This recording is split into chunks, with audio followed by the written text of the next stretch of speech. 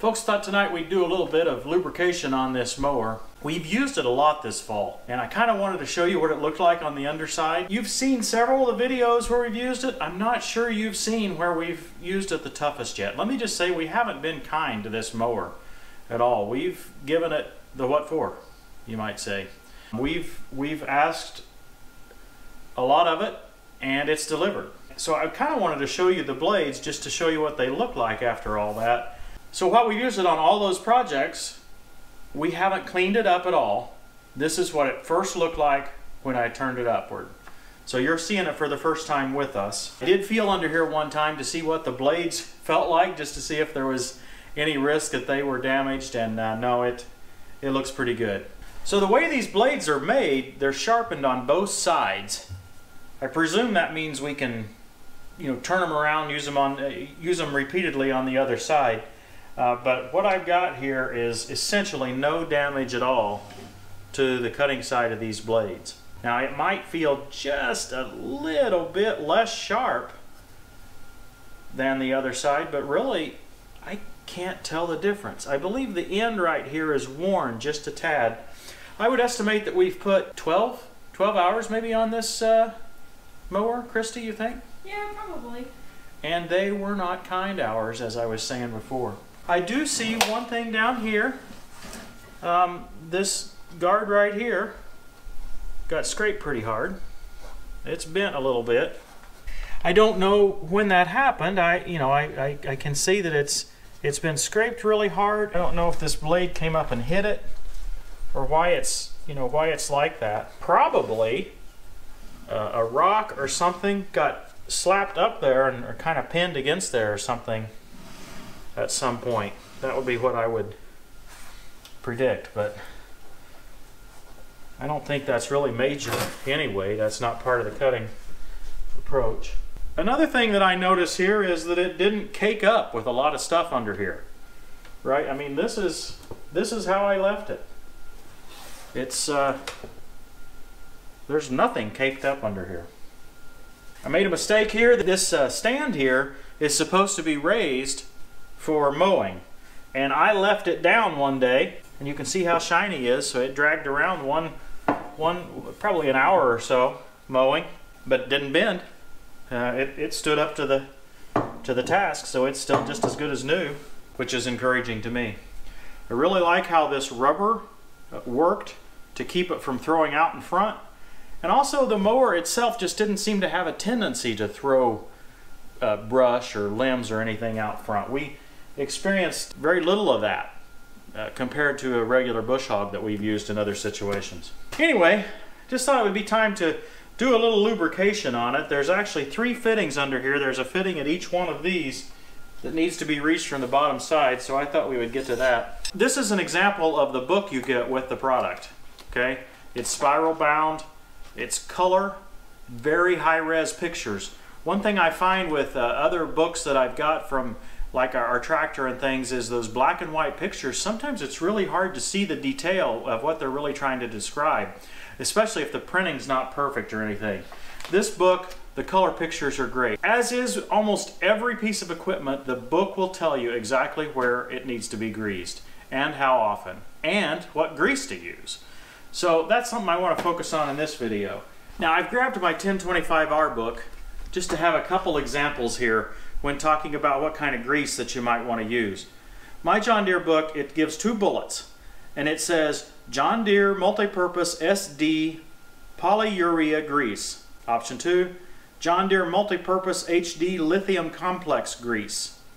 And then just below that it says, if not using any of the preferred greases, be sure to use a general all-purpose grease with an NLGI grade number 2 rating.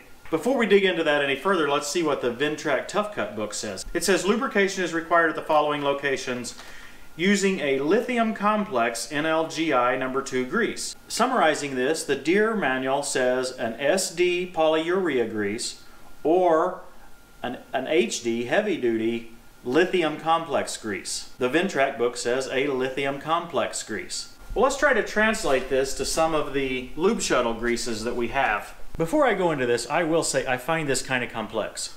And I really think what we need to do is narrow in on a single grease that will handle our general purpose scenario. Now, perhaps if you were going through hundreds of tubes of grease a week, you might want to try to use the least expensive grease that you could find to do the job. I know for me, who I use very little grease, I want to make sure I'm using a high quality grease, even if it costs just a little bit more than maybe what a given situation would call for. Having said that, there are some times that a thicker, heavier grease might not be the right solution. So we have to be careful on that approach too. So it's not just more expensive, higher end is always better. But as we saw in the books, a lithium complex grease was kind of the highest end that's recommended. After our last video where we talked about the Lube Shuttle product, there were some questions about the grease that we were using. And I was a little confused myself because Lube Shuttle provided us a variety of different greases. And I didn't know which one to use. So I had a lot of conversations with them to try to begin to narrow this down and to see if I could simplify it to help you, the viewer, as well as me to understand what we should be using. When I was looking at the John Deere website, I found several different greases. They all seem to have a different chemical makeup, and they described it right in there what that makeup was. This is where Lube Shuttle helped me to simplify this a little bit. John Deere has an SD, standard duty, polyurea grease. That is very similar to this, P100 grease. John Deere has an HD lithium grease. That's very similar to this G200 EP grease. John Deere has a lithium with a moly additive grease, and that maps very closely to this MOS2. And last, John Deere has an extreme duty grease, and that maps to this fully synthetic grease from Lube Shuttle. Lube Shuttle assures me that each of these greases are very similar in nature to the John Deere grease that they correspond to. I would suggest either the G200 EP or the MOS2. Both of these are lithium greases. We just saw in the book that a lithium complex grease was the highest end recommended for both the Ventrac Tough Cut and the John Deere 1025. So maybe this is the one we ought to choose.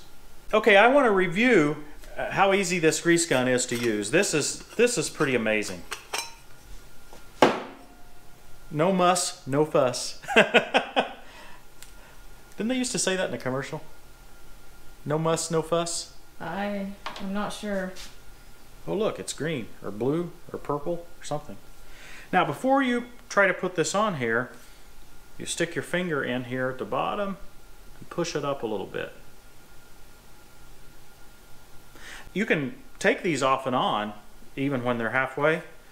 At that point, you might not be able to reach it with your finger. You can just take the nozzle of the grease gun and jam it right up there, and you can reach and push that up a little. Because you really need to push this up so it's sticking out just a little bit. So there's plenty of grease up there. And then, screw it right on there. Now, technically you wouldn't have to take this tube piece off. I just find I can see it a lot better. Same way when it comes time to remove the tube. Yeah, you might not be able to get a good grip here to unscrew this. You can take the exterior tube off first. Really the only thing this exterior tube is doing is providing some protection of the interior while you're actually using it to grease. Okay, let's get started. Now, if you have trouble getting your grease gun to prime, you might want to push up a little bit harder on that, right? And that'll help it prime. And by prime, you can actually feel when you're squeezing it whether it's squeezing grease out or not. It pushes just a little bit harder when it's squeezing out grease. I'm definitely getting grease here. Maybe we should try one up here. We can actually see a little easier. I may still have some of that white grease from the prior tube in there. There's two fittings on this gauge wheel. One of them right up here controls the swivel. And the other one on the axle.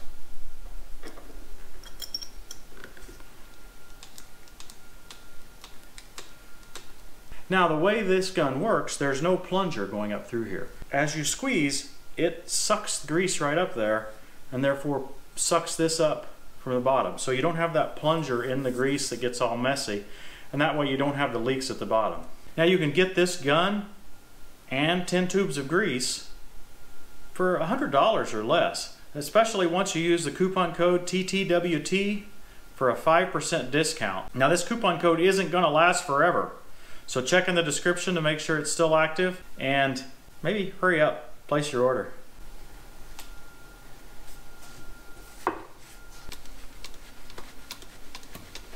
I find it very hard to say greasing.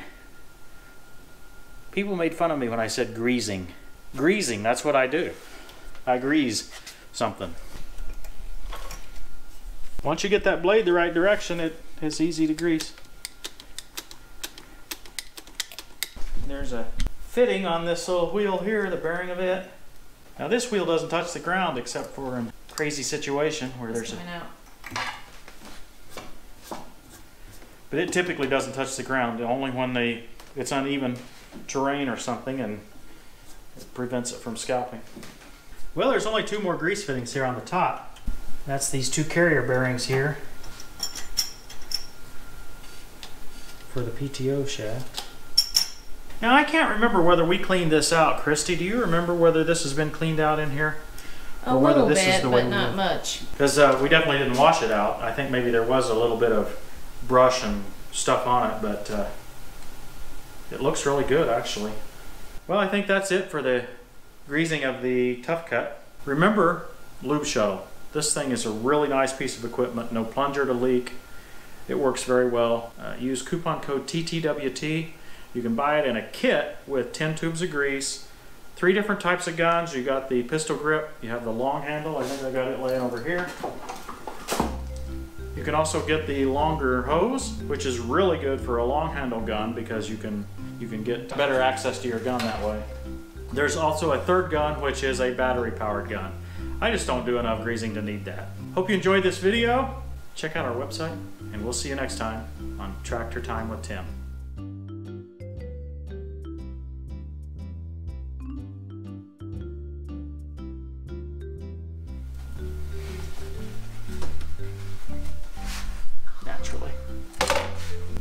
So I can rarely ever do any greasing project without getting grease all over myself. So wear your old clothes when you're going to be greasing. Or even orange t-shirts. Free after rebate.